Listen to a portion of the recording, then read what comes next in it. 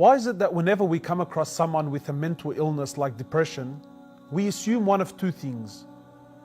Either this person is possessed by demons and jinn and therefore needs to seek an exorcist, or that this person is far from Allah or is a sinner and therefore Allah is punishing this person.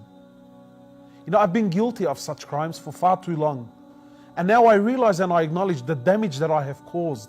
You know, and it's simply not the case. A lady came to the Prophet of Allah sallallahu alaihi wasallam, and she says to him, Prophet of Allah, I have a mental condition where I sometimes lose control. Can you make a prayer to Allah and ask Allah to cure me? So the Prophet of Allah, he said to her, look, you have one of two options. I can either ask Allah for a cure and you will be cured, or you can be patient on your illness and for you is paradise.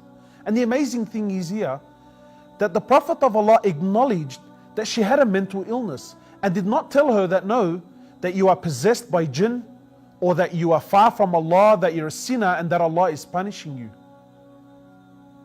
My brothers and sisters, the World Health Organization states that 1 in 4 people will be diagnosed with some sort of mental illness at some stage in their lives. These are statistics that we cannot ignore. Mental illness is very real.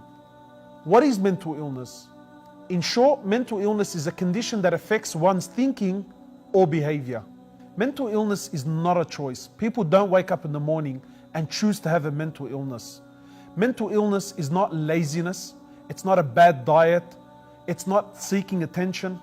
It's not a physical or a mental or a spiritual weakness. Mental illness is very real. It is as real as cancer, diabetes, and heart disease. Now, we're not denying the power of spirituality and the miracles of the Quran as a form of healing.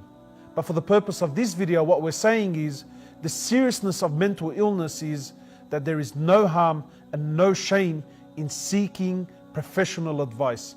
In fact, Allah subhanahu wa ta'ala says in the Quran that ask the people of knowledge if you do not know.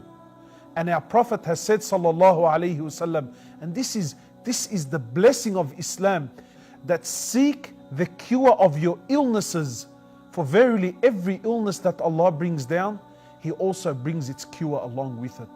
So please, if you feel in any way, shape or form that you may be suffering from the symptoms of mental illness, do not be afraid.